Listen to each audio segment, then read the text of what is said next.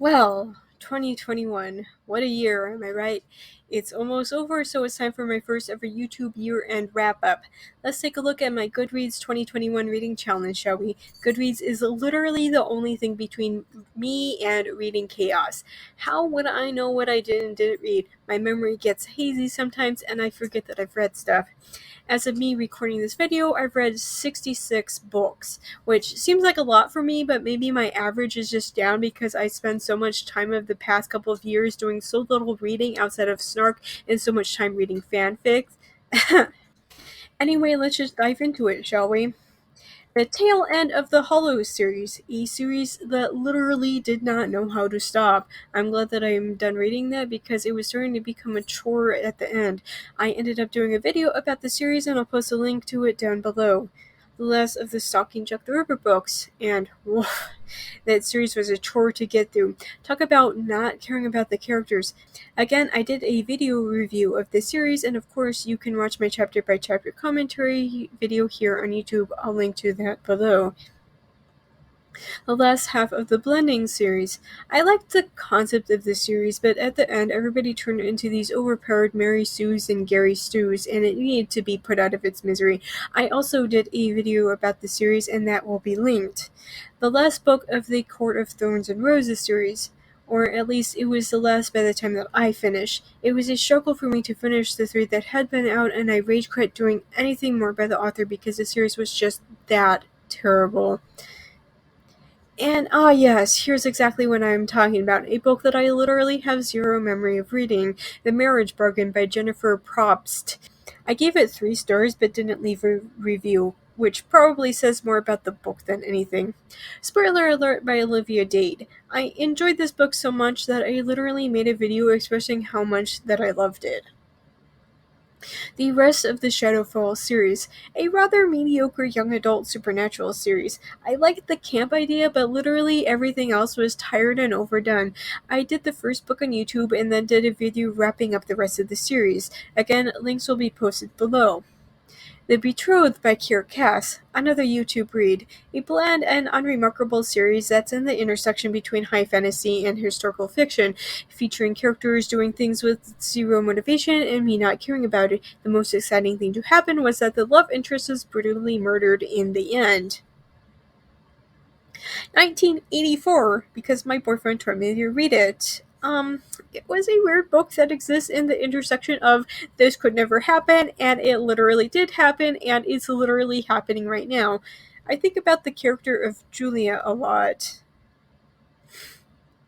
The Belgair, however this word is freaking announced, the Belgariad, hailed as being the grandfather of those orphan on the farm get suckered into dumbass magical stuff wrapped up in a prophecy. There's a reason why you've never heard of this series. It's really awful, had little point, none of the characters were likable, and all of the main characters' love interest / prize kept changing her hair color because she was that unimportant. The book made me want to rage quit on literally any book written between 1970 and 1990. The Dark Swan series, which I don't know why it was called Dark Swan considering that she only mentioned being a swan in one sentence in like chapter 2 of the first book. A mediocre series that straddled the line between being high fantasy and urban fantasy quite nicely. I think that I would have liked the series if there had been 100% less rape and 100% less discussion of literally murdering babies. The All for the Game series. A straight female author fetishizes gay men but portrays a relationship in the most toxic way you can think of. Congratulations, Nora Skavik. You somehow wrote a relationship that's more toxic than 50 Shades of Grey. Also, sports don't work like that, nor does college, nor does the world in general. The Mister by E.L. James, another YouTube read. I went in expecting more 50 Shades dumpster fire nonsense. Instead, I was really blown away with how completely and utterly mundane that the book felt like. It was so bland and boring. The Alien Mate Index series. I know that this isn't everybody's cup of tea, but I had a lot of fun reading this series and was honestly disappointed when there weren't any more books.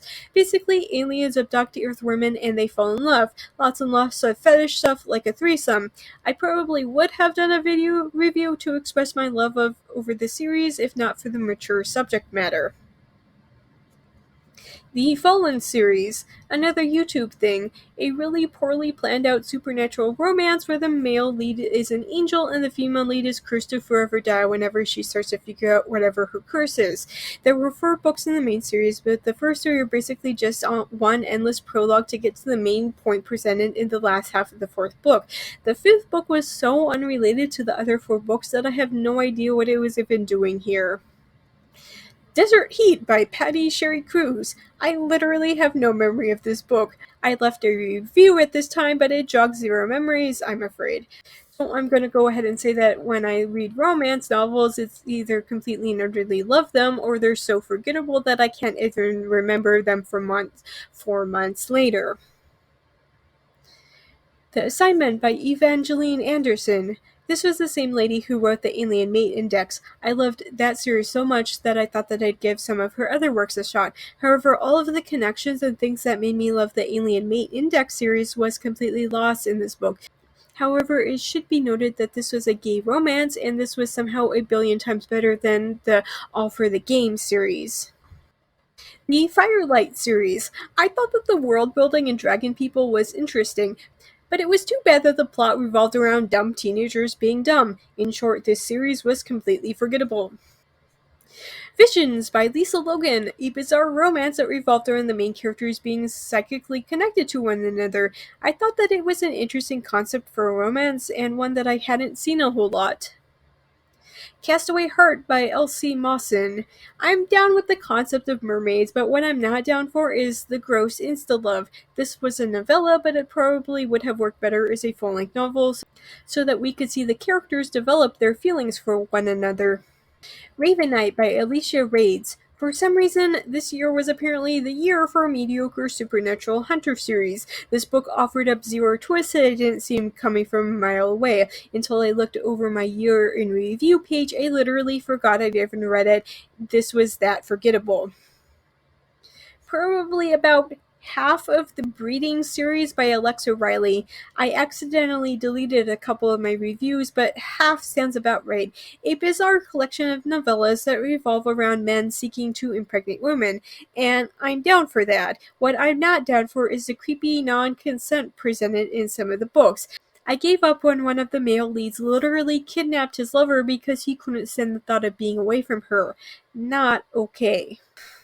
Shadows of the Dark Crystal by J.M. Lee. I really liked the ill-fated Netflix series and finally decided to try and read the series that the TV series was based off of, which was based off of the 1980s movie. However, this book was a miserable departure from what was going on in the show. I was so upset by how bad that this book was that I had 0 interest in the rest of the series. As you do. Grim Legacy by Bali Shulman. A fun young adult series with 3 books in it, and each book had a different subgenre: fairy tale, sci-fi, and gothic horror. The first book was good, the second was so-so, and the third was just completely and utterly amazing. I'd totally recommend this series. The story revolves around a place like a library where you can rent out things like tea kettles or 1980s clothing, but it also has things like magic carpets, H.G. Wells's actual time machine, and literal haunted houses. The first 2 books in the Shadow Me series by Tahereh Mafi, another YouTube book. It was labeled as a dystopia, but I'm pretty sure it was just a really long superhero backstory. The second book literally added nothing to the plot or character development. I'm not looking forward to the rest of the series. Handbook for Mortals by Lonnie Sarem. A laughably bad story about a young witch who goes off to Vegas to perform in a stage magic show. As if that's not bad enough that the book is terrible, but the entire thing is wrapped up in so much controversy because the author literally cheated her way onto the top of the New York Times bestseller list.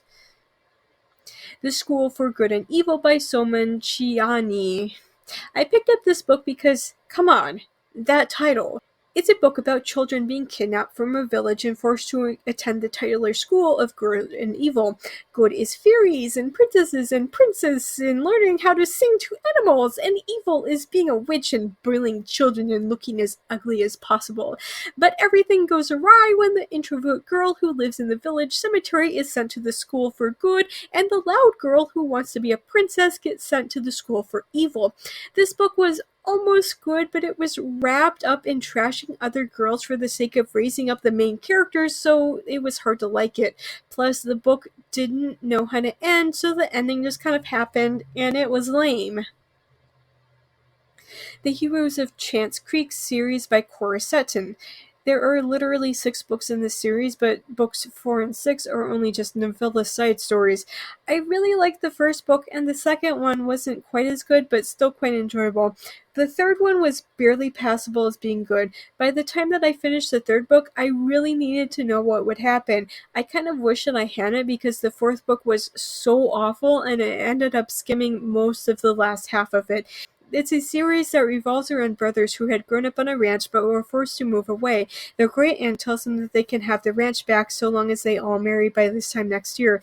It was an interesting twist on the mail order bride trope, and the middle 2 books featured fake relationships. But like I said, the series went from amazing to really miserable super quickly. Catch 22. Woof. This book.